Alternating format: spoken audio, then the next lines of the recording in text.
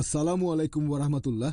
আমাদের আজকের বক্তা সত্যি বলতে মাশাআল্লাহ, তার মতো মানুষ এখনকার দিনে আমি আর একজনকেও পাইনি। তিনি প্রতিদিন মাত্র 2 থেকে 3 ঘন্টা ঘুমান কাজের ব্যস্ততার কারণে। খুব বেশি মানুষ এটা পারে না।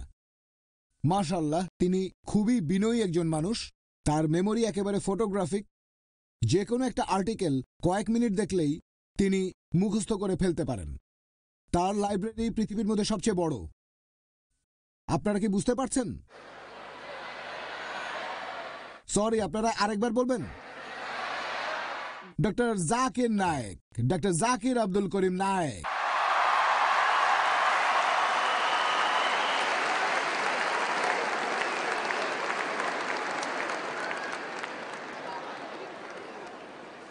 আলহামদুলিল্লাহ ওয়াসসালাতু ওয়াসসালাম আলা রাসূলিল্লাহ ওয়া আলা আলিহি ওয়া সাহবিহি আজমাইন, আম্মা বাদ। আউযু বিল্লাহি মিনাশ শাইতানির রাজীম, বিসমিল্লাহির রহমানির রহিম। ইয়া আইয়ুহান নাসু ইন্না খালাকনাকুম মিন যাকরিন ওয়া উনসা ওয়া জাআলনাকুম শুউবান ওয়া ক্বাবাইলা লিতাআরাফু ইন্না আক্রামাকুম ইনদাল্লাহি আতকাকুম ইন্নাল্লাহা আলিমুন খাবীর। রব্বি ইশরাহ লি সাদরি ওয়া ইয়াসসির লি আমরি ওয়াহলুল উকদাতাম মিন লিসানি ইয়াফকাহু কাওলি। শ্রদ্ধেয় গুরুজনেরা এবং আমার প্রিয় ভাই বোনেরা, আপনাদের সবাইকে স্বাগত জানাই ইসলামিক সম্ভাষণে।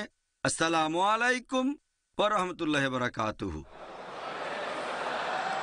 আল্লাহ সুবহানাহু ওয়া তাআলার দয়া, শান্তি এবং রহমত আপনাদের সবার উপরে বর্ষিত হোক। এটা আমার জন্য যথেষ্ট আনন্দ আর সম্মানের ব্যাপার। শেষ লেকচারটা দিচ্ছি এই কনফারেন্সে, গ্লোবাল পিস অ্যান্ড ইউনিটি। আজকে আমার লেকচারের টপিক, ইসলাম হচ্ছে একমাত্র সমাধান বিশ্বজুড়ে শান্তি আর একতার জন্য। একতা এটা আসলে বিভিন্ন রকমের হতে পারে। একতা যার ভিত্তি হচ্ছে রক্তের সম্পর্ক, একতা যেটার ভিত্তি হলো এলাকা, সম্প্রদায়, গোত্র বা বর্ণ। তবে এই সব একতার সীমাবদ্ধতা আছে, এগুলো পৃথিবীব্যাপী না। ইসলাম ধর্ম এটা মানে না যে মানব জাতি বিভিন্ন গোত্র আর স্তরে বিভক্ত। আমার লেকচারের শুরুতে পবিত্র কোরআনের একটা আয়াত বলেছি, সূরা হুজুরাত অধ্যায় নম্বর 49 আয়াত নম্বর 13। আল্লাহ পবিত্র কোরআনে বলেছেন, ইয়া আইয়ুহান নাসু ইন্না খালাকনাকুম মিন যাকরিন ওয়া উনসা ওয়া জাআলনাকুম শুউবান ওয়া ক্বাবাইলা লিতাআরাফু ইন্না আক্রামাকুম ইনদাল্লাহি আতকাকুম ইন্নাল্লাহা আলিমুন খাবীর। যার মানে, হে মানব জাতি, আমি তোমাদেরকে এক জোড়া পুরুষ ও নারী হতে সৃষ্টি করেছি, আর তোমাদের বিভক্ত করেছি আমি বিভিন্ন জাতীয় গোত্রে, যাতে একে অন্যকে চিনতে পারো। এজন্য নয় যে একে অন্যকে ঘৃণা করবে। এবং আল্লাহর কাছে সেই ব্যক্তির অধিক মর্যাদা রয়েছে যে ব্যক্তির রয়েছে তাকওয়া। আল্লাহ সুবহানাহু ওয়া তাআলার বিচার করার মানদণ্ডটা সেটা গায়ের রং না, সেটা বর্ণ না, সম্পদ না, লিঙ্গ না, সেটা হচ্ছে তাকওয়া। তার মানে আল্লাহকে মেনে চলা, ধার্মিকতা আর ন্যায়নিষ্ঠতা। আল্লাহ পবিত্র কোরআনে বলেছেন সূরা রুম অধ্যায় নম্বর 30 অনুচ্ছেদ 22, তাঁর নিদর্শনাবলীর মধ্যে রয়েছে আকাশমণ্ডলী ও পৃথিবীর সৃষ্টি, এবং তিনি তোমাদের ভাষা আর বর্ণের মধ্যে বৈচিত্র্য সৃষ্টি করে দিয়েছেন। এতে জ্ঞানীদের জন্য অবশ্যই বহু নিদর্শন রয়েছে। আল্লাহ মানুষকে বিভিন্ন বর্ণে সৃষ্টি করেছেন, বিভিন্ন ভাষা দিয়েছেন, যাতে করে একে অন্যকে চিনতে পারেন।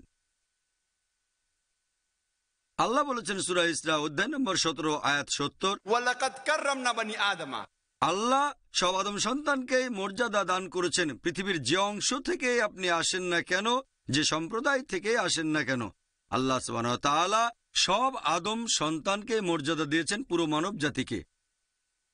আল্লাহ বলেছেন সূরা ফাতির অধ্যায় 35 আয়াত 24, ওয়া ইম মিন উম্মাতিন ইল্লা খালা ফিহা নাযীর। এমন কোন সম্প্রদায় নেই যাদের কাছে আমি সতর্ককারী পাঠাইনি। আল্লাহ কোরআনে বলেছেন সূরা রদ অধ্যায় 13 অনুচ্ছেদ 7, ওয়া লিকুল্লি কওমিন হাদ। প্রত্যেক সম্প্রদায়ের জন্য রয়েছে পথপ্রদর্শক। আল্লাহ তাআলা প্রত্যেক সম্প্রদায়ের জন্য নবী রাসূল পাঠিয়েছেন। আমাদের নবীজি মুহাম্মদ সাল্লাল্লাহু আলাইহি ওয়াসাল্লাম বলেছেন, এই সহিহ হাদিসটা আছে আহমদ ইবনে হাম্বলে, খণ্ড নম্বর 5। আমাদের নবী বলেছেন, এ পর্যন্ত পৃথিবীতে 1,24,000 নবী রাসূল এসেছেন, তবে যেসব নবী রাসূল সর্বশেষ ও চূড়ান্ত নবী মুহাম্মদ সাল্লাল্লাহু আলাইহি সাল্লামের আগে এসেছেন, তারা এসেছেন শুধু তাদের সম্প্রদায়ের জন্য, তাদের উম্মার জন্য। আর যেহেতু নবীজি মুহাম্মদ সাল্লাল্লাহু আলাইহি সাল্লাম হলেন সর্বশেষ ও চূড়ান্ত নবী, তিনি শুধুমাত্র মুসলিম বা আরবদের জন্য আসেননি। আল্লাহ পবিত্র কোরআনে বলেছেন, সূরা আম্বিয়া অধ্যায় নম্বর 21 আয়াত নম্বর 107, ওয়ামা আরসালনাকা ইল্লা রাহমাতাল লিল আলামিন, আমি তো তোমাকে প্রেরণ করেছি কেবল বিশ্বজগতের প্রতি রহমত হিসেবে, সকল সৃষ্টির প্রতি রহমত হিসেবে, পুরো মানবজাতির প্রতি রহমত হিসেবে। আল্লাহ বলেছেন সূরা সাবা অধ্যায় নম্বর 34 আয়াত নম্বর 28, ওয়ামা আরসালনাকা ইল্লা কাফাতাল লিন-নাস বাশীরা ওয়া নাযীরা, আমি তো তোমাকে সমগ্র মানবজাতির প্রতি সুসংবাদদাতা ও সতর্ককারী রূপে পৃথিবীতে পাঠিয়েছি, কিন্তু অধিকাংশ মানুষই এখনো এটা জানে না। তাহলে নবীজি মুহাম্মদ সাল্লাল্লাহু আলাইহি সাল্লাম শুধুমাত্র মুসলিম বা আরবদের জন্য আসেননি, তিনি এসেছিলেন পুরো মানব জাতির জন্য। আল্লাহ কোরআনে বলেছেন সূরা রদ অধ্যায় 13 আয়াত 38, লিকুল্লি আজলিন কিতাব, প্রত্যেক যুগে আমি আসমানি কিতাব পাঠিয়েছি। পবিত্র কোরআনে মাত্র 4টার নাম উল্লেখ করা হয়েছে, তবে প্রত্যেক যুগেই আল্লাহ আসমানি কিতাব পাঠিয়েছেন।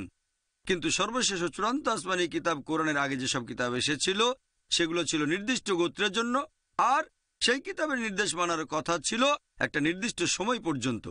তবে যেহেতু কোরআন সর্বশেষ ও চূড়ান্ত আসমানি কিতাব, আল্লাহ বলেছেন সূরা ইব্রাহিম অধ্যায় নম্বর 14 আয়াত নম্বর 1, আলিফ লাম র, এই কিতাব তোমার প্রতি অবতীর্ণ করেছে নবী মুহাম্মদ সাল্লাল্লাহু আলাইহি সাল্লাম, যাতে করে তুমি মানব জাতিকে বের করে আনতে পারো অন্ধকার থেকে আলোতে। যেহেতু কোরআন আল্লাহ তাআলার সর্বশেষ ও চূড়ান্ত ওহী, এটা শুধুমাত্র মুসলিম বা আরবদের জন্য নাজিল করা হয়নি, নাজিল হয়েছে পুরো মানব জাতির জন্য। এই কথাটা আবারও আছে সূরা ইব্রাহিম অধ্যায় 14 আয়াত 52, সূরা বাকারা অধ্যায় 2 আয়াত 185, এছাড়াও সূরা আল জুমার অধ্যায় 39 আয়াত 41, যে পবিত্র কোরআন নাজিল হয়েছে পুরো মানব জাতির জন্য। বাইবেলে যেমন ওল্ড টেস্টামেন্ট আছে আর নিউ টেস্টামেন্ট আছে, তাহলে এই কোরআন হচ্ছে মানব জাতির জন্য লাস্ট টেস্টামেন্ট।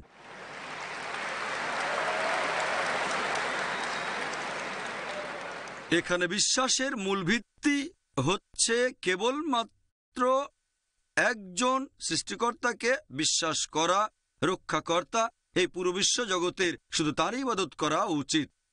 কেবলমাত্র একজন ঈশ্বরকে বিশ্বাস করা, যিনি এই বিশ্বজগৎ সৃষ্টি আর রক্ষা করছেন। এটাই হলো একমাত্র পয়েন্ট পুরো মানব জাতির একতাবদ্ধ হওয়ার জন্য। আর এটা আমাদের একতাবদ্ধ হওয়ার একটা পয়েন্ট যে আমাদের পূর্বপুরুষ এক এবং আমাদের সৃষ্টিকর্তা, আমাদের রক্ষাকর্তা, আমাদের পালনকর্তা কেবল একজন, শুধুমাত্র তারই ইবাদত করা উচিত। আপনারা যদি পড়েন পৃথিবীর প্রধান ধর্মগ্রন্থগুলো, সেখানেও এক ঈশ্বরের কথা বলা হয়েছে যে আমরা এক ঈশ্বরে বিশ্বাস করব। এটাই হচ্ছে মানবজাতির একতাবদ্ধ হওয়ার একমাত্র পথ বিশ্বে শান্তির জন্য। ধর্ম অক্সফোর্ড ডিকশনারি অনুযায়ী মানে কোনো অতিমানবীয় নিয়ন্ত্রণ শক্তিতে বিশ্বাস করা, ব্যক্তিগত ঈশ্বর বা অনেক ঈশ্বর যার উপাসনা করা আর অনুগত হওয়া উচিত। এক কথায় ধর্ম মানে ঈশ্বরে বিশ্বাস করা। আল্লাহ পবিত্র কোরআনে বলেছেন সূরা আল ইমরান অধ্যায় নম্বর 3 আয়াত নম্বর 64, কুল ইয়া আহলাল কিতাব, বলো হে কিতাবীগণ, তাআলাউ ইলা কালিমাতিন সাওয়াইন বাইনানা বাইনাকুম, এসো সেই কথায় যা আমাদের ও তোমাদের মধ্যে এক। প্রথম সাদৃশ্য কি? আল্লাহ না'বুদা ইল্লাল্লাহ, আমরা আল্লাহ ব্যতীত অন্য কারো ইবাদত করি না, ওয়ালা নুশরিকা বিহি শাইয়্যান, আমরা অন্য কিছুকে তার শরীক করি না, ওয়ালা ইয়াত্তাখিযা বা'দুনা বা'দান আরবাবান মিন দুনিল্লাহ, আমরা আমাদের মধ্য থেকে অন্য কাউকে আল্লাহ ব্যতীত রব হিসেবে গ্রহণ করি না। ফাইন তাওয়াল্লাউ, যদি তারা মুখ ফিরিয়ে নেয়, ফাকুলু শাদু বলো সাক্ষী থাকো বিআন্না মুসলিমুন, যে আমরা মুসলিম, আল্লাহর কাছে নিজের ইচ্ছাকে সমর্পণ করি। আল্লাহ পবিত্র কোরআনে যে কৌশলটার কথা বলেছেন সেটা হচ্ছে তাআলাউ ইলা কালিমাতিন সাওয়াইন বাইনানা বাইনাকুম, এসো সেই কথায় যা আমাদের ও তোমাদের মধ্যে এক। প্রথম সাদৃশ্য কি? আল্লাহ না'বুদা ইল্লাল্লাহ, আমরা এক আল্লাহ সুবহানাহু ওয়া তাআলা ব্যতীত অন্য কারো উপাসনা করি না। কোন ধর্মের ঈশ্বরের ধারণা বুঝতে গেলে সেই ধর্মের অনুসারীদের কাজকর্ম দেখলে হবে না। কোন ধর্মের ঈশ্বরের ধারণাটা বুঝতে গেলে আমাদের দেখতে হবে সেই ধর্মের ধর্মগ্রন্থগুলো ঈশ্বর সম্পর্কে কি বলেছে। আর আপনারা যদি প্রধান ধর্মগ্রন্থগুলো দেখেন, সবাই বলেছে ঈশ্বরের একত্ববাদের কথা, ঈশ্বরে বিশ্বাসের একতা, তাওহীদের কথা। প্রথমে আলোচনা করব হিন্দুইজমে ঈশ্বরের ধারণাটা নিয়ে। যদি কোনো সাধারণ হিন্দুকে জিজ্ঞেস করেন সে কতজন ঈশ্বরে বিশ্বাস করে, কেউ বলবে 3 জন, কেউ বলবে 1000, আবার কেউ বলবে সে 33 কোটি দেবদেবীতে বিশ্বাস করে। তবে কোনো জ্ঞানী হিন্দুকে জিজ্ঞেস করেন যিনি হিন্দু ধর্মগ্রন্থগুলো সম্পর্কে জানেন, তিনি আপনাকে বলবেন হিন্দুদের উচিত শুধুমাত্র একজন ঈশ্বরের উপাসনা করা। সাধারণ হিন্দুরা একটা ফিলোসফিতে বিশ্বাস করে যার নাম প্যান্থাইজম। সাধারণ হিন্দুরা বলে যে সবকিছু ঈশ্বর, গাছ ঈশ্বর, সূর্য ঈশ্বর, চাঁদ ঈশ্বর, মানুষ ঈশ্বর, সাপও ঈশ্বর।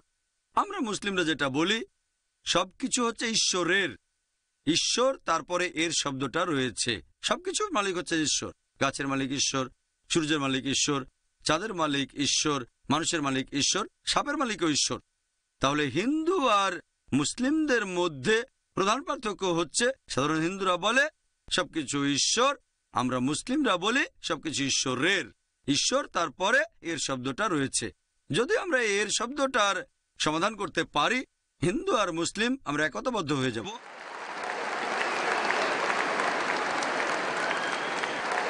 সেটা কিভাবে করব? আল্লাহ যেভাবে বলেছেন, এসো সেই কথাই যা আমাদের ও তোমাদের মধ্যে এক। প্রথম সাদৃশ্য কি? আমরা আল্লাহ ব্যতীত অন্য কারো ইবাদত করি না। আসলে এবারে দেখি হিন্দু ধর্মগ্রন্থগুলোতে সর্বশক্তিমান ঈশ্বর সম্পর্কে কি বলা হয়েছে। হিন্দুদের পবিত্র ধর্মগ্রন্থগুলোর মধ্যে রয়েছে ছান্দোগ্য উপনিষদ। এখানে বলা হয়েছে অধ্যায় নম্বর 6, অনুচ্ছেদ 2, পরিচ্ছেদ 1, এটা সংস্কৃত উদ্ধৃতি, যার মানে ঈশ্বর কেবলমাত্র একজন, দ্বিতীয় কেউ নেই। তারপরে বলা হয়েছে শ্বেতাক্ষেত্র উপনিষদে অধ্যায় নম্বর 6, অনুচ্ছেদ 9, এ কথাটার মানে হচ্ছে সর্বশক্তিমান ঈশ্বর, তার কোনো প্রভু নেই, তার কোনো বাবা মা নেই, তার মা নেই, তার কোনো বাবা মা নেই। এর উল্লেখ আছে শ্বেতাক্ষেত্র উপনিষদে অধ্যায় নম্বর 4, অনুচ্ছেদ 19, ঈশ্বরের সমতুল্য আর কিছুই নেই। সর্বশক্তিমান ঈশ্বরের সমতুল্য কিছু নেই। হিন্দু ধর্মগ্রন্থগুলোর মধ্যে সবচেয়ে জনপ্রিয় আর সবচেয়ে বেশি পড়া ভগবদ্গীতা। ভগবদ্গীতায় বলা হয়েছে অধ্যায় নম্বর 7, অনুচ্ছেদ 20, জাগতিক আশা আকাঙ্ক্ষা যাদের সব বিচার বুদ্ধি কেড়ে নিয়েছে, তারা নকল ঈশ্বরের উপাসনা করে, তারা মূর্তি পূজা করে।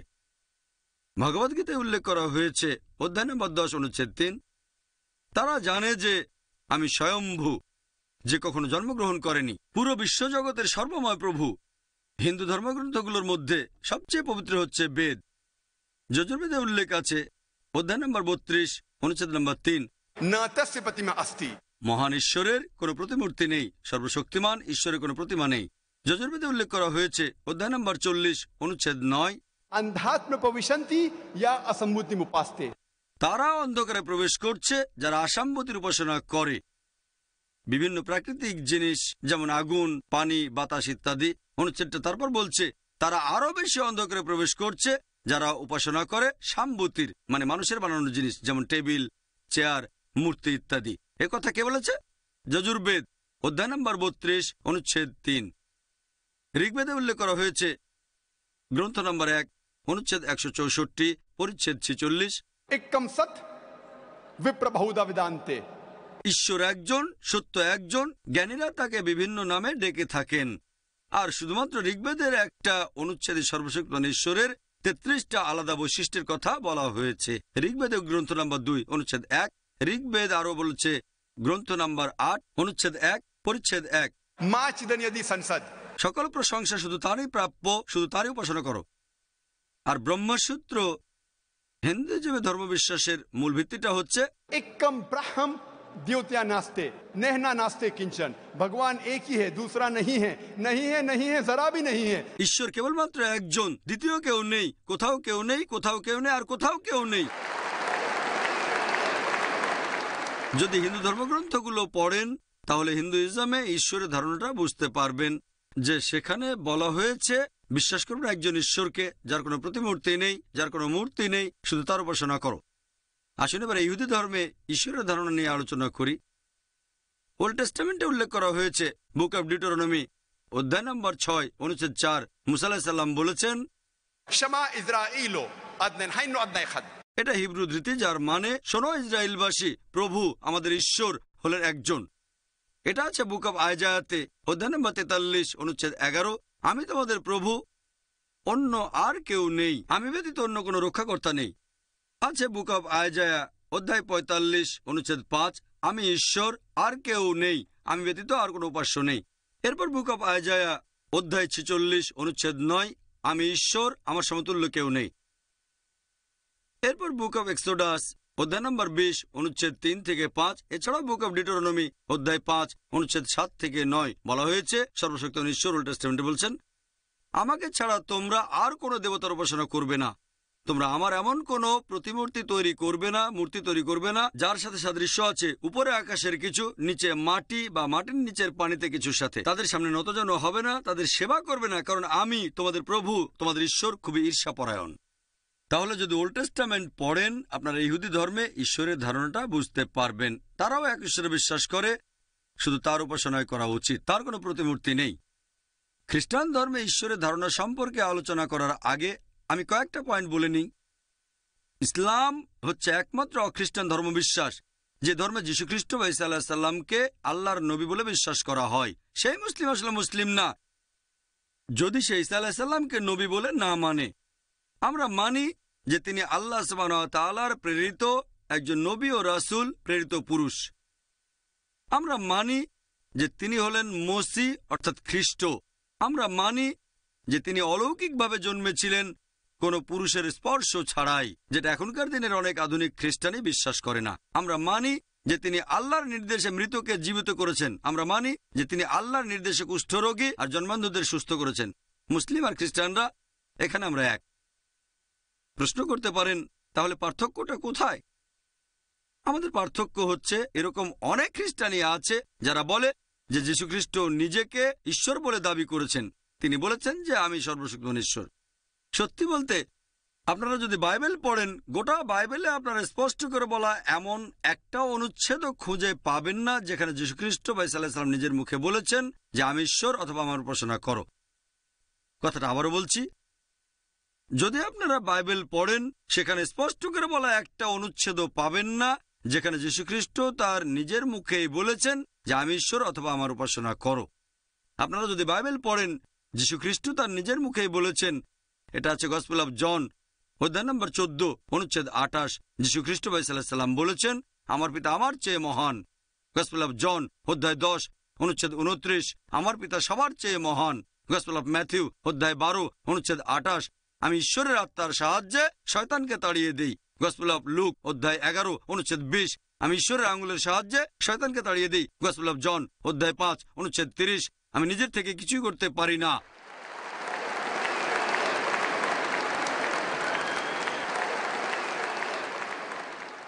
আমি নিজের থেকে কিছু করতে পারি না, আমি যেমন শুনি তেমন বিচার করি এবং আমার বিচার ন্যায্য, কারণ আমি আমার ইচ্ছা পূরণ করি না, পিতার ইচ্ছা পূরণ করি। যদি কেউ বলে নিজের ইচ্ছা পূরণ করি না, আমার ঈশ্বরের ইচ্ছা পূরণ করি, সে একজন মুসলিম।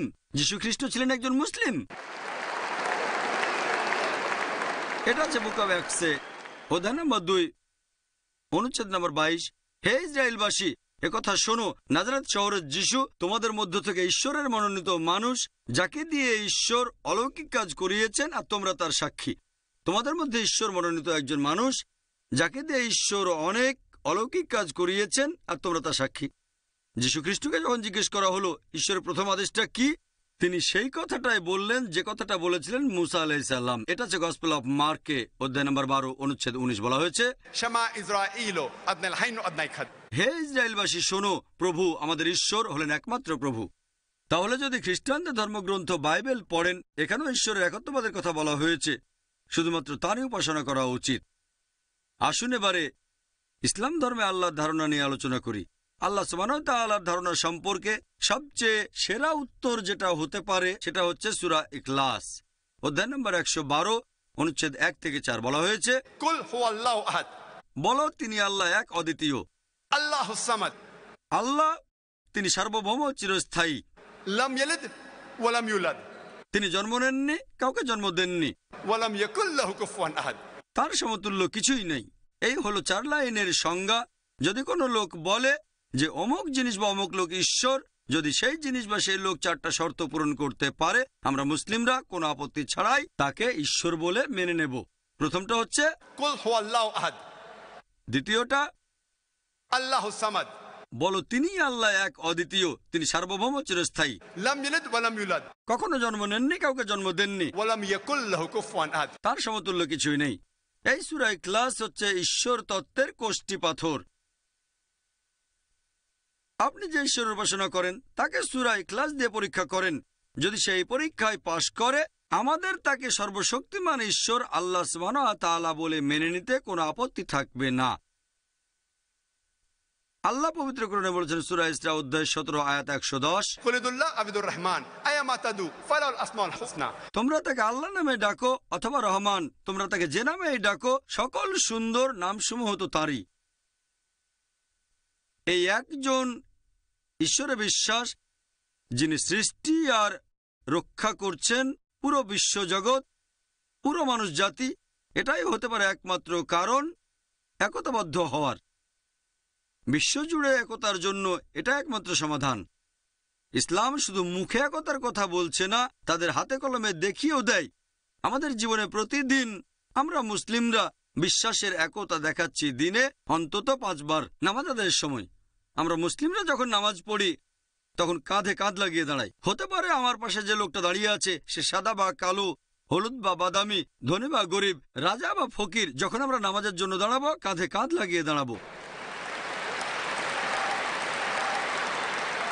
আমরা মুসলিমরা বিশ্বজুড়ে একতাকে উদযাপন করি প্রতি বছর একবার করে হজের সময়। হজ করতে পৃথিবীর বিভিন্ন দেশ আর প্রান্ত থেকে লোকজন মক্কায় আসে।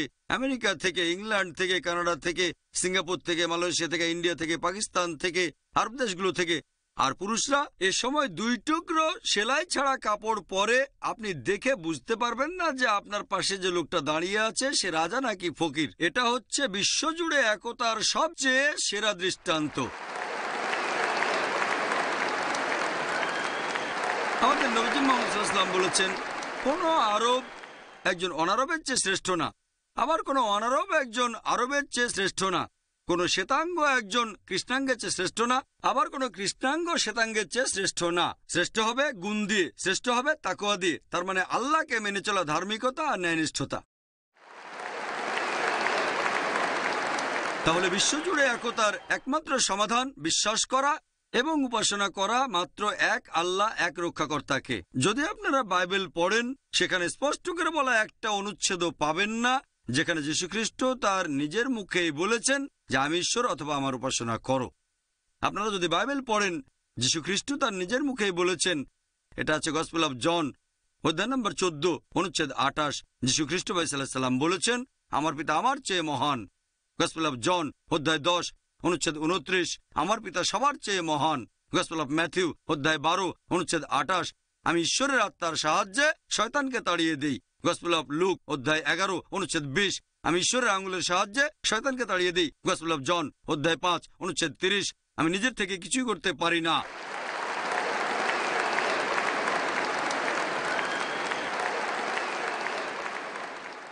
আমি নিজের থেকে কিছু করতে পারি না, আমি যেমন শুনি তেমন বিচার করি এবং আমার বিচার ন্যায্য, কারণ আমি আমার ইচ্ছা পূরণ করি না, পিতার ইচ্ছা পূরণ করি। যদি কেউ বলে নিজের ইচ্ছা পূরণ করি না, আমার ঈশ্বরের ইচ্ছা পূরণ করি, সে একজন মুসলিম। যীশুখ্রিস্ট ছিলেন একজন মুসলিম।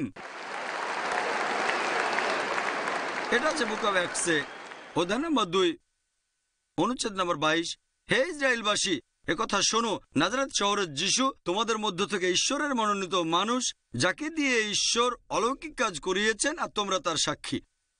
তোমাদের মধ্যে ঈশ্বর মনোনীত একজন মানুষ, যাকে দিয়ে ঈশ্বর অনেক অলৌকিক কাজ করিয়েছেন আর তোমরা তার সাক্ষী। যীশুখ্রিস্টকে যখন জিজ্ঞেস করা হলো ঈশ্বরের প্রথম আদেশটা কি, তিনি সেই কথাটাই বললেন যে কথাটা বলেছিলেন মুসা আলাইহিস সালাম। এটা হচ্ছে গসপেল অফ মার্কে অধ্যায় নম্বর 12 অনুচ্ছেদ 19, বলা হয়েছে, শামা ইসরাঈলু আদনাল হাইনু আদনাই খাদ, হে ইসরায়েলবাসী শোনো, প্রভু আমাদের ঈশ্বর হলেন একমাত্র প্রভু। তাহলে যদি খ্রিস্টানদের ধর্মগ্রন্থ বাইবেল পড়েন, এখানেও ঈশ্বরের একত্ববাদের কথা বলা হয়েছে, শুধুমাত্র তারই উপাসনা করা উচিত। আসুন এবারে ইসলাম ধর্মে আল্লাহর ধারণা নিয়ে আলোচনা করি। আল্লাহ সুবহানাহু ওয়া তাআলার ধারণা সম্পর্কে সবচেয়ে সেরা উত্তর যেটা হতে পারে সেটা হচ্ছে সূরা ইখলাস অধ্যায় নম্বর 112 অনুচ্ছেদ 1 থেকে 4 বলা হয়েছে, कुल हुवल्लाहु अहद, বলো তিনি আল্লাহ এক অদ্বিতীয়। अल्लाहुस समद, আল্লাহ তিনি সার্বভৌম চিরস্থায়ী। लम यलिद वलम यूलद, তিনি জন্ম নেননি, কাউকে জন্ম দেননি, वलम यकुल लहु कुफुवन अहद। তার সমতুল্য কিছুই নেই। এই হলো 4 লাইনের সংজ্ঞা। যদি কোনো লোক বলে যে অমুক জিনিস বা অমুক লোক ঈশ্বর, যদি সেই জিনিস বা সেই লোক 4টা শর্ত পূরণ করতে পারে, আমরা মুসলিমরা কোনো আপত্তি ছাড়াই তাকে ঈশ্বর বলে মেনে নেব। প্রথমটা হচ্ছে कुल हुवल्लाहु अहद, দ্বিতীয়টা अल्लाहुस समद, বলো তিনি আল্লাহ এক অদ্বিতীয়, তিনি সার্বভৌম চিরস্থায়ী, लम यलिद वलम यूलद, কখনো জন্ম নেননি, কাউকে জন্ম দেননি, वलम यकुल लहु कुफुवन अहद। তার সমতুল্য কিছুই নেই। এই সূরা ইখলাস হচ্ছে ঈশ্বর তত্ত্বের কোষ্ঠী পাথর। আপনি যে ঈশ্বরের উপাসনা করেন তাকে সূরা ইখলাস দিয়ে পরীক্ষা করেন। যদি সেই পরীক্ষায় পাশ করে, আমাদের তাকে সর্বশক্তিমান ঈশ্বর আল্লাহ সুবহানাহু ওয়া তাআলা বলে মেনে নিতে কোনো আপত্তি থাকবে না। আল্লাহ পবিত্র কোরআনে বলেছেন সূরা ইসরা অধ্যায় 17 আয়াত 110, কুলিদুল্লাহ আবিদুর রহমান আয়ামা তাদু ফালাল আসমাউল হুসনা, তোমরা তাকে আল্লাহ নামে ডাকো অথবা রহমান, তোমরা তাকে যে নামেই ডাকো, সকল সুন্দর নামসমূহ তো তারই। এই একজন ঈশ্বরে বিশ্বাস, যিনি সৃষ্টি আর রক্ষা করছেন পুরো বিশ্বজগৎ, পুরো মানুষ জাতি, এটাই হতে পারে একমাত্র কারণ একতাবদ্ধ হওয়ার। বিশ্বজুড়ে একতার জন্য এটা একমাত্র সমাধান। ইসলাম শুধু মুখে একতার কথা বলছে না, তাদের হাতে কলমে দেখিয়েও দেয়। আমাদের জীবনে প্রতিদিন আমরা মুসলিমরা বিশ্বাসের একতা দেখাচ্ছি। দিনে অন্তত 5 বার নামাজ আদায়ের সময় আমরা মুসলিমরা যখন নামাজ পড়ি তখন কাঁধে কাঁধ লাগিয়ে দাঁড়াই। হতে পারে আমার পাশে যে লোকটা দাঁড়িয়ে আছে সে সাদা বা কালো, হলুদ বা বাদামি, ধনী বা গরিব, রাজা বা ফকির। যখন আমরা নামাজের জন্য দাঁড়াবো, কাঁধে কাঁধ লাগিয়ে দাঁড়াবো। আমরা মুসলিমরা বিশ্বজুড়ে একতাকে উদযাপন করি প্রতি বছর একবার করে হজের সময়। হজ করতে পৃথিবীর বিভিন্ন দেশ আর প্রান্ত থেকে লোকজন মক্কায় আসে। আমেরিকা থেকে, ইংল্যান্ড থেকে, কানাডা থেকে, সিঙ্গাপুর থেকে, মালয়েশিয়া থেকে, ইন্ডিয়া থেকে, পাকিস্তান থেকে, আরব দেশগুলো থেকে। আর পুরুষরা এ সময় 2 টুকরো সেলাই ছাড়া কাপড় পরে। আপনি দেখে বুঝতে পারবেন না যে আপনার পাশে যে লোকটা দাঁড়িয়ে আছে সে রাজা নাকি ফকির। এটা হচ্ছে বিশ্বজুড়ে একতার সবচেয়ে সেরা দৃষ্টান্ত।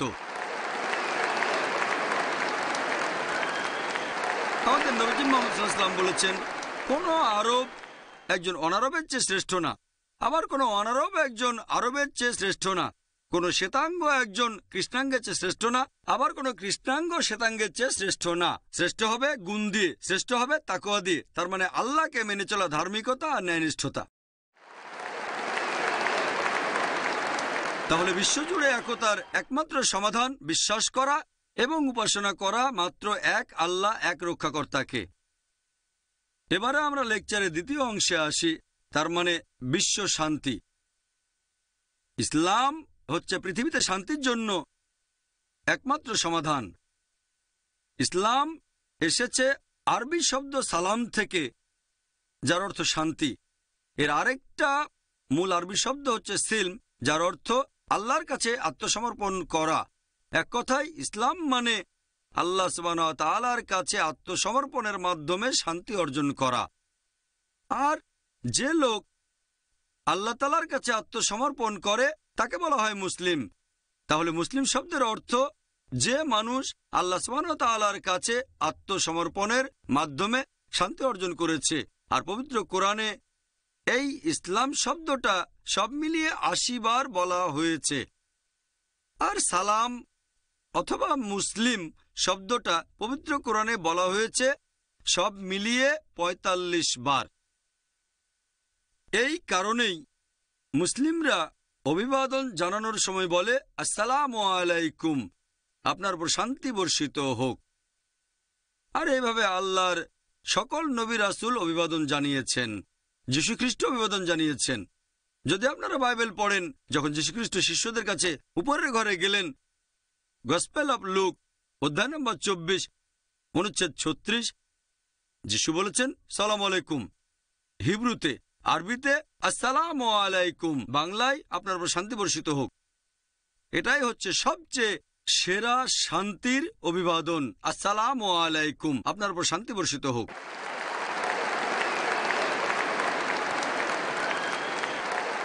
দুর্ভাগ্যজনকভাবে বর্তমানের পশ্চিমা বিশ্ব, যেখানে বেশিরভাগ মানুষই খ্রিস্টান ধর্মের অনুসারী, তারা নতুন ধরনের অভিবাদন চালু করেছে। Good morning, good afternoon, good evening, hi, hello. তারা যীশুখ্রিস্টের বলা অভিবাদনটা ব্যবহার করে না। আপনাদের উপরে শান্তি বর্ষিত হোক।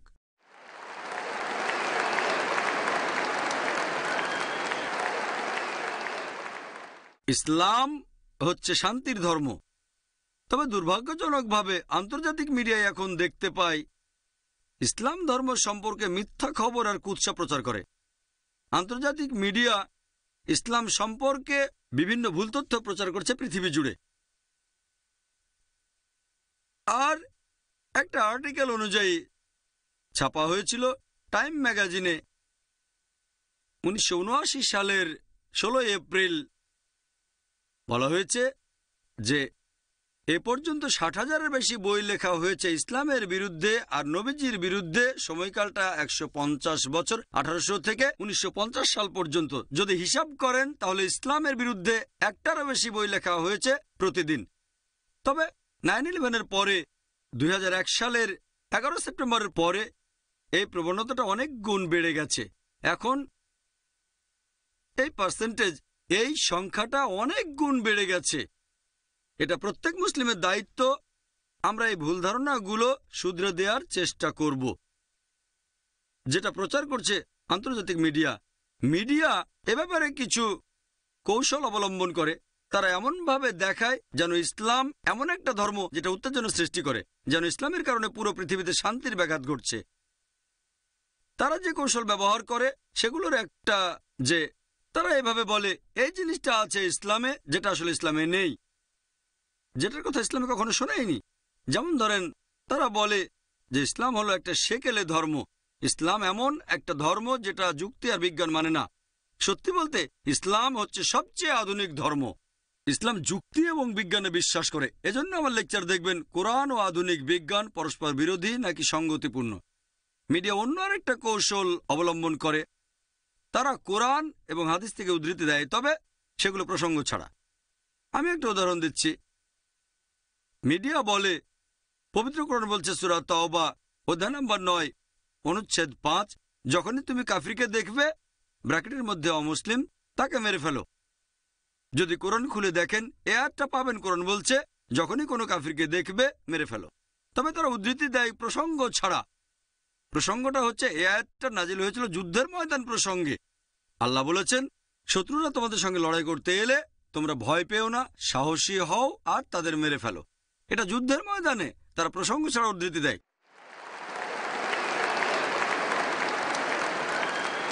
এখনকার দিনে কোনো আর্মি জেনারেল তার সৈন্যদের মনোবল বাড়ানোর জন্য এরকম কথা অবশ্যই বলতে পারে, শত্রু দেখলে ভয় পেও না, তাদের মেরে ফেলো। সেজন্য অবশ্যই বলবে না চুপ করে থাকো।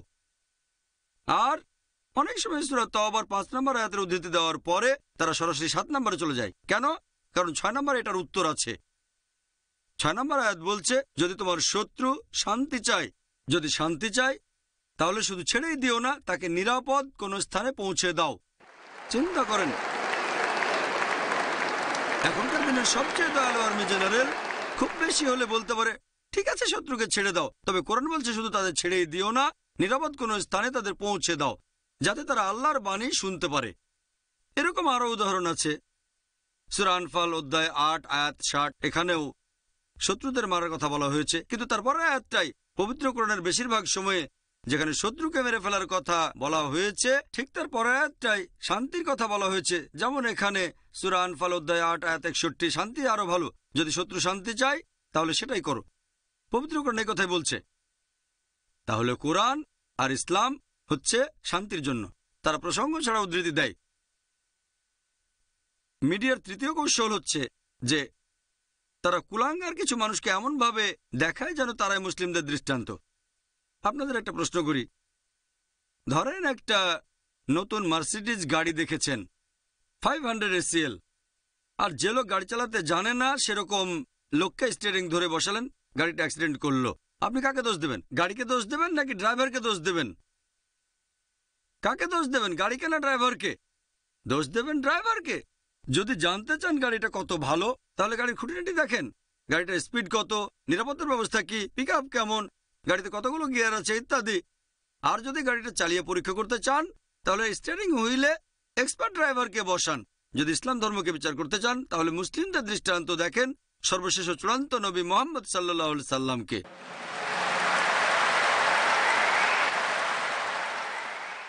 মিডিয়ার আরেকটা কৌশল হচ্ছে যে ইসলাম নাকি মানব জাতির জন্য সমস্যা। সত্যি বলতে ইসলাম হচ্ছে মানব জাতির সমস্যাগুলোর সমাধান। মিডিয়া বলে মুসলিমরা হচ্ছে মৌলবাদী। এই মৌলবাদী শব্দের অর্থ কি? মৌলবাদী মানে যে লোক কোনো একটা বিষয়ের মূলনীতিগুলো মেনে চলে। যদি কেউ ভালো ডাক্তার হতে চায় তাহলে তাকে মেডিসিনের মূলনীতিগুলো জানতে এবং মানতে হবে। যদি মেডিসিনের ক্ষেত্রে মৌলবাদী না হয় সে ভালো ডাক্তার হতে পারবে না। যদি কেউ ভালো বিজ্ঞানী হতে চায় তাহলে তাকে বিজ্ঞানের মূলনীতিগুলো জানতে আর মানতে হবে। যদি বিজ্ঞানের ক্ষেত্রে মৌলবাদী না হয় সে ভালো বিজ্ঞানী হতে পারবে না। প্রথমে আমাদের দেখতে হবে সে লোকটা কোন বিষয়ে মৌলবাদী। যদি আমার কথা বলতে হয়, আমি মৌলবাদী মুসলিম হিসেবে গর্ববোধ করি।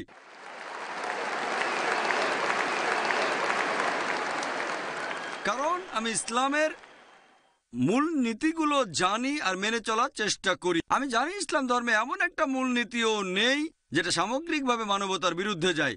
আমি চ্যালেঞ্জ করেছি ইসলামে এরকম একটা মূলনীতি দেখান যেটা সামগ্রিকভাবে মানবতার বিরুদ্ধে।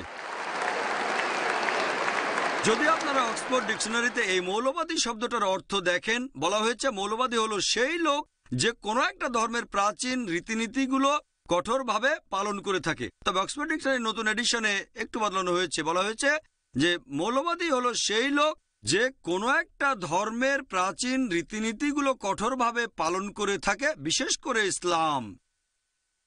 যখনই শুনবেন মৌলবাদী তখনই ভাববেন মুসলিমদের কথা। আপনি ভাববেন সে চরমপন্থী। আমি লোকজনকে বলি আমি একজন চরমপন্থী। আমি চরমভাবে দয়ালু, মানুষকে চরম ভালোবাসি, চরমভাবে শান্তিপ্রিয়, চরমভাবে ক্ষমাশীল। এরকম চরমপন্থী হলে সমস্যা কোথায়? আমরা কেন এত লজ্জা পাচ্ছি? টেবিলটাকে উল্টে দেন। কোনো মানুষকে আমাকে বলতে পারবে যে চরমভাবে সৎ হওয়াটা ভুল, তারপর চরম দয়ালু হওয়া ভুল, চরম শান্তিপ্রিয় হওয়া ভুল, চরম ন্যায় বিচারক হওয়া ভুল? তারা আমাদেরকে লেবেল দেয় যে মুসলিমরা সন্ত্রাসী। আমি বলবো এদিক থেকে প্রত্যেক মুসলিমের সন্ত্রাসী হওয়া উচিত। এই সন্ত্রাসী শব্দের অর্থ আসলে কি? সন্ত্রাসী মানে যে অন্যকে সন্ত্রস্ত করে তোলে। একজন ডাকাত যখন কোনো পুলিশকে দেখে সন্ত্রস্ত হয়ে যাবে। এভাবে বললে যখনই একজন ডাকাত কোনো মুসলিমকে দেখবে, যখনই একজন সমাজবিরোধী কোনো মুসলিমকে দেখবে, সে সন্ত্রস্ত হয়ে যাবে। আর প্রত্যেক মুসলিম সমাজবিরোধীদের কাছে সন্ত্রাসী হবে। আমি জানি যে এই সন্ত্রাসী শব্দটা দিয়ে সাধারণত বোঝানো হয়ে থাকে যে নিরীহ লোকদের সন্ত্রস্ত করে। এভাবে দেখলে কোনো মুসলিমই নিরীহ মানুষদের সন্ত্রস্ত করবে না। আমরা সন্ত্রস্ত করে তুলব শুধু সমাজ বিরোধীদের। আমরা দেখি যে ইতিহাসে অনেক সময় দুটো আলাদা লেভেল দেওয়া হয় মাত্র একটা কাজকে অথবা একজন মানুষকে। আমাদের ইন্ডিয়াতে এরকম উদাহরণ আছে। প্রায় 60 বছর আগে অনেক মানুষ ইন্ডিয়ার স্বাধীনতার জন্য লড়াই করেছে। তখন সে সময় ব্রিটিশরা ইন্ডিয়া শাসন করত। তখন ব্রিটিশ সরকার এই মানুষগুলোকে বলতো সন্ত্রাসী। তবে সাধারণ ইন্ডিয়ানরা আমরা বলি মুক্তিযোদ্ধা, দেশপ্রেমিক। একই মানুষ, একই কাজ, দুটো আলাদা লেভেল। ব্রিটিশ সরকারের সাথে একমত হলে যে ইন্ডিয়া শাসনের অধিকার তাদের আছে, তাহলে এই লোকগুলোকে বলবেন সন্ত্রাসী। কিন্তু সাধারণ হিন্দুদের সাথে একমত হলে যে তারা এসেছিল ইন্ডিয়ায় ব্যবসা করার জন্য, আমাদের শাসন করার অধিকার তাদের নেই, তাহলে এই লোকগুলোকে বলবেন মুক্তিযোদ্ধা, দেশপ্রেমিক। এরপর অষ্টাদশ শতাব্দীতে আমেরিকার স্বাধীনতা যুদ্ধ দেখেন। যে সময় ব্রিটিশ সরকার আমেরিকাকে শাসন করত তখন অনেক আমেরিকান স্বাধীনতার জন্য যুদ্ধ করেছিল। বেঞ্জামিন ফ্রাঙ্কলিন, জর্জ ওয়াশিংটন, তখন এই ব্রিটিশ সরকার এই লোকগুলোকে বলল 1 নম্বর সন্ত্রাসী। অবশেষে আমেরিকা স্বাধীনতা লাভ করে 1775-76 সালের দিকে। পরবর্তীতে জর্জ ওয়াশিংটন তিনি হলেন আমেরিকার প্রথম প্রেসিডেন্ট। চিন্তা করেন 1 নম্বর সন্ত্রাসী হলেন আমেরিকার প্রেসিডেন্ট। এই জর্জ ওয়াশিংটন তিনি এভাবে আমেরিকার সব প্রেসিডেন্টদের গডফাদার হয়ে গেলেন, জর্জ বুশেরও। আর এখন ব্রিটিশ সরকার সেই সন্ত্রাসী দেশেরই বন্ধু। কেন? প্রথমে আমাদের দেখতে হবে সেই লোক কিসের জন্য চেষ্টা করে যাচ্ছে। মিডিয়া বলছে ইসলাম হচ্ছে একটা অসহিষ্ণু ধর্ম। আমি বলবো হ্যাঁ, ইসলাম একটা অসহিষ্ণু ধর্ম। ইসলাম ধর্ম অসহিষ্ণু অবিচারের প্রতি, ইসলাম অসহিষ্ণু অসততার প্রতি, ইসলাম ধর্ম অসহিষ্ণু দুর্নীতির ব্যাপারে। ইসলাম অসহিষ্ণু সাম্প্রদায়িকতার ক্ষেত্রে, পক্ষপাতের ব্যাপারে। ইসলাম অসহিষ্ণু সেই সব সামাজিক ব্যাপারে যেগুলো পশ্চিমা বিশ্ব উপভোগ করে থাকে। ইসলাম ধর্ম অসহিষ্ণু মাদকাসক্তির ব্যাপারে, মদপানের ব্যাপারে, পতিতাবৃত্তির ব্যাপারে, ব্যভিচারের ক্ষেত্রে, অত্যাচারের ক্ষেত্রে। আমি ডক্টর জাকির নায়েক বলছি, ইসলাম অবশ্যই একটা অসহিষ্ণু ধর্ম।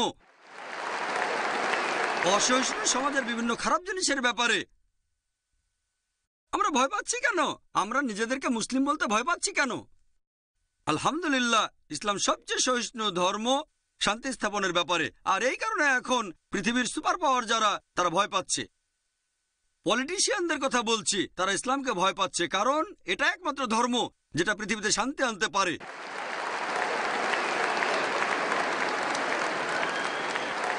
এই সুপার পাওয়াররা, এই পলিটিশিয়ানরা, তারা ভয় পায় যদি ইসলাম প্রসারিত হয় তারা ভোট হারাবে, তাদের চেয়ারটাও তারা হারাবে। তারা ইসলামকে ভয় পায়।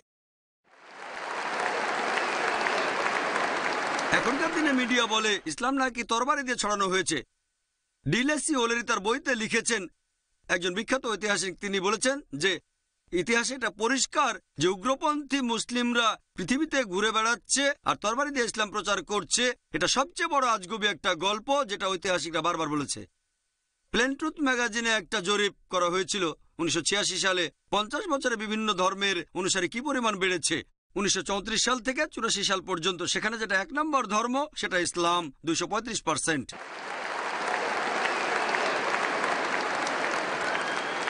খ্রিস্টান ধর্ম মাত্র 47%, ইসলাম 235%। 1934 সাল থেকে 84 সালের মধ্যে কোন যুদ্ধটা হয়েছে যাতে হাজার হাজার লোক মুসলিম হয়ে গেছে? বর্তমানে আমেরিকায় যে ধর্মের অনুসারী সবচেয়ে বেশি হারে বাড়ছে সেটা ইসলাম। ইউরোপে ইসলাম ধর্মের অনুসারী সবচেয়ে বেশি হারে বাড়ছে।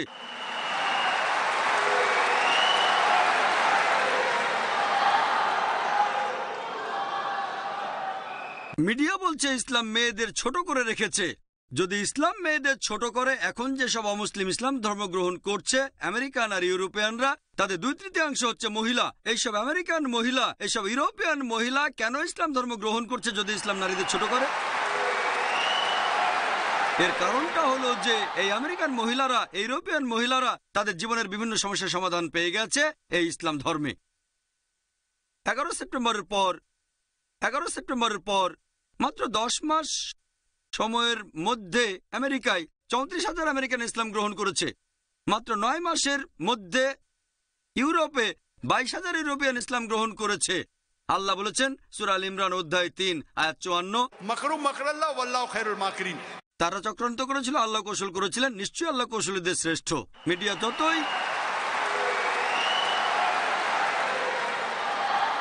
মিডিয়া যত ইসলামের বিরুদ্ধে কথা বলে যাক, তারা যত বেশি ইসলামকে ছোট করবে, তারা যত বেশি বিরোধিতা করবে, ইনশাআল্লাহ ইসলামের প্রসার আরো বাড়বে। আল্লাহ পবিত্র কোরআনে প্রতিশ্রুতি দিয়েছেন আমাদের সব মিলিয়ে 3 জায়গায়।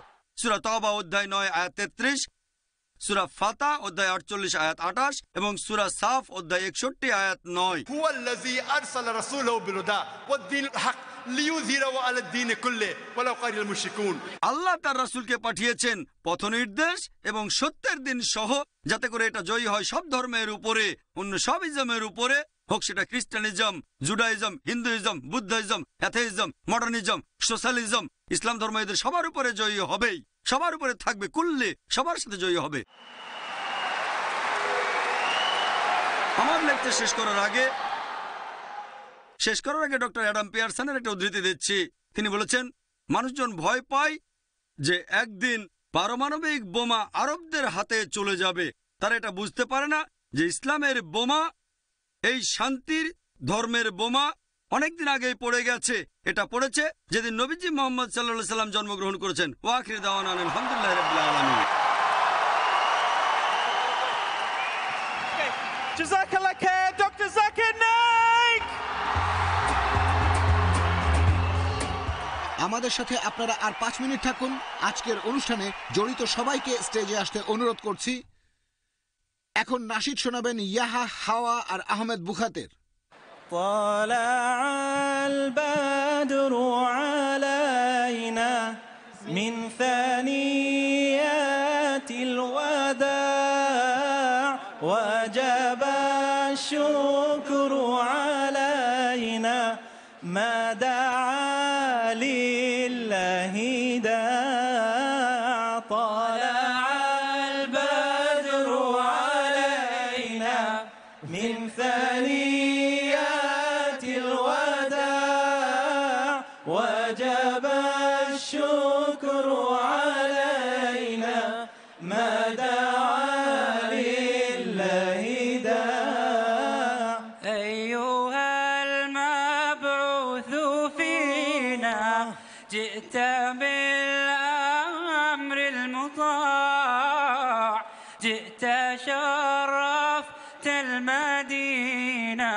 مرحبا يا خير داع طلع البدر علينا من ثنيات الوداع وجب الشكر علينا ما دعا لله داع أيها المبعوث فينا جئت بالأمر المطاع جئت شرفت المدينة مرحبا يا خير داع طلع البدر علينا من ثنيات الوداع وجب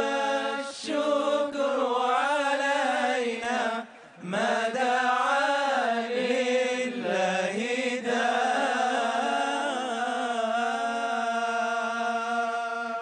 تكبير